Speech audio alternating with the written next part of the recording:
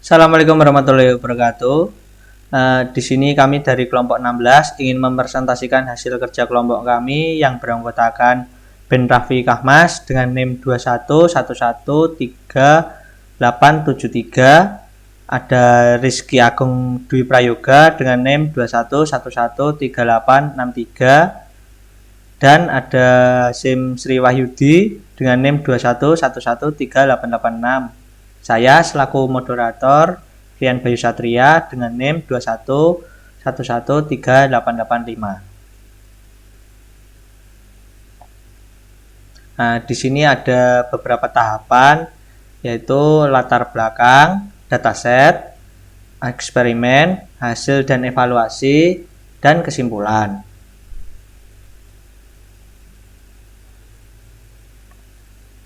Di latar belakangnya, penyakit jantung merupakan salah satu penyebab utama kematian di seluruh dunia. Menurut Organisasi Kesehatan Dunia atau WHO, setiap tahunnya lebih dari 17 juta orang meninggal akibat penyakit jantung. Penyakit jantung memiliki bagian faktor risiko, seperti gaya hidup tidak sehat, kebiasaan merokok, tekanan darah tinggi, kolesterol tinggi, obesitas, diabetes, serta riwayat keluarga dengan penyakit jantung.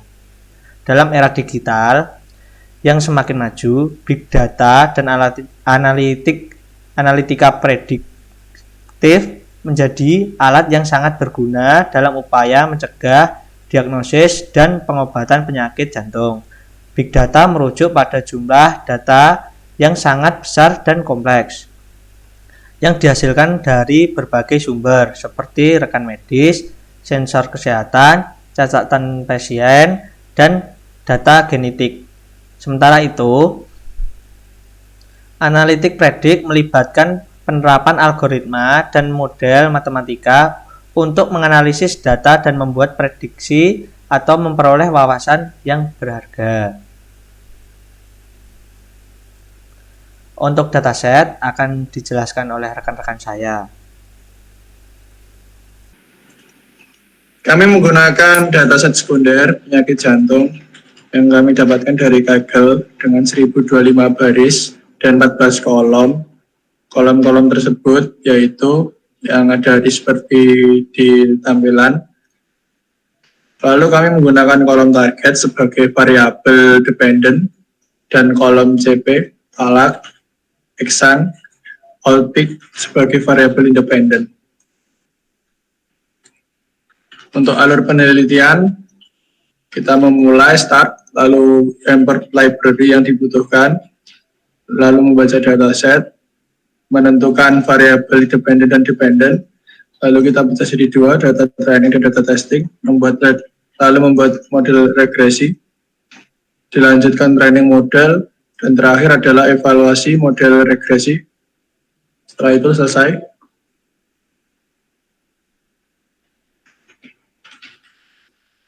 Lalu bisa dilanjutkan ke teman saya. Oke, yang selanjutnya yaitu eksperimen.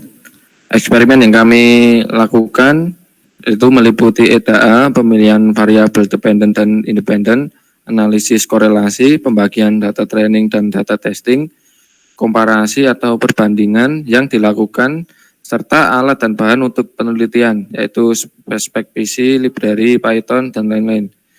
Di sini kami menggunakan spek PC Ryzen 5000 series, AMD Radeon Graphics dengan RAM 8 GB.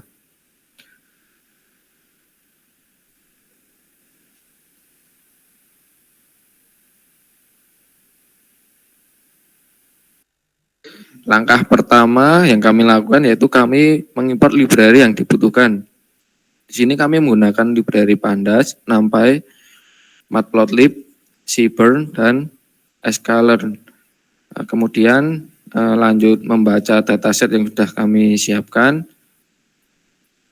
Selanjutnya menampilkan diagram korelasi seperti yang ada di gambar.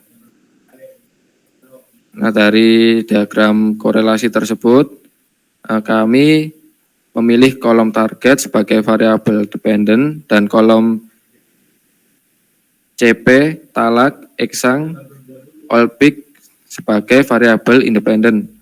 Kami memilih kolom tersebut untuk variabel independen karena memiliki nilai korelasi dengan variabel dependen sebesar 0,4 atau minus 0,4 karena mendekati 1 atau minus 1. Langkah selanjutnya yaitu kami menampilkan visualisasi data histogram.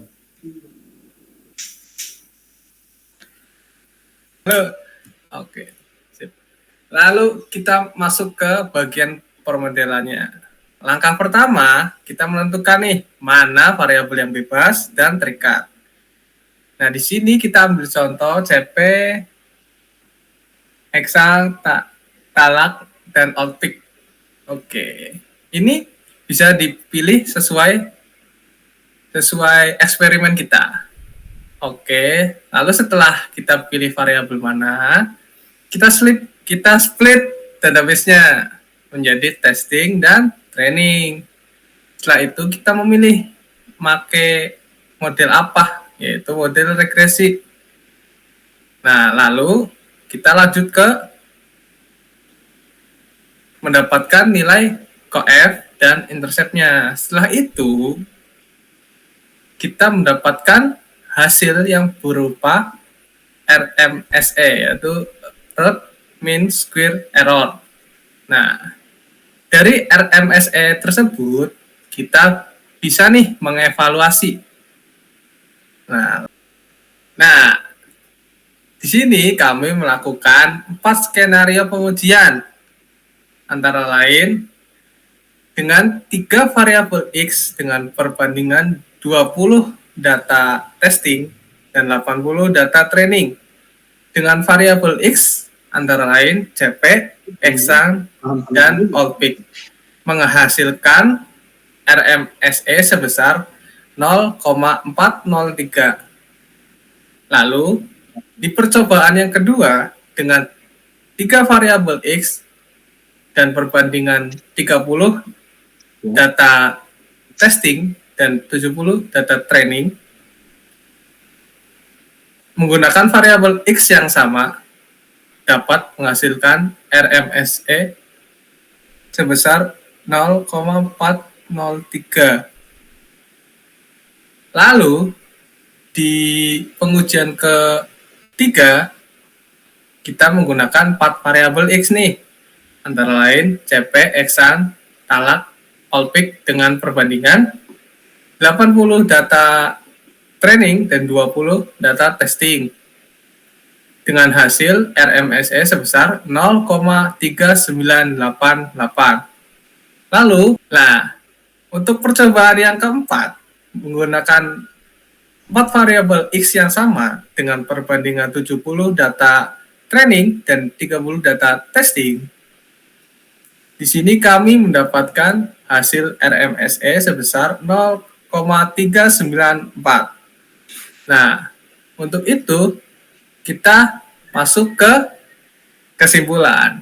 Saya akan balikan lagi ke moderator.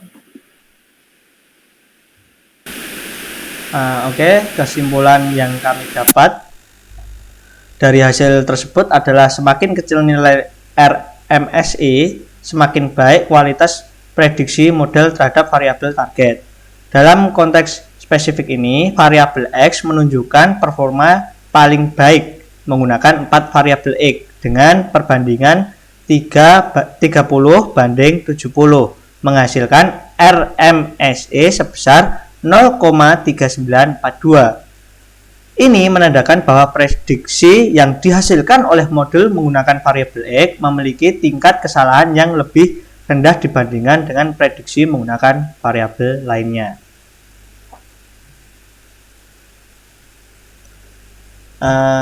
Terima kasih presentasi dari kelompok kami. Jika banyak salah kata, kami mohon maaf. Wassalamualaikum warahmatullahi wabarakatuh. Waalaikumsalam warahmatullahi wabarakatuh.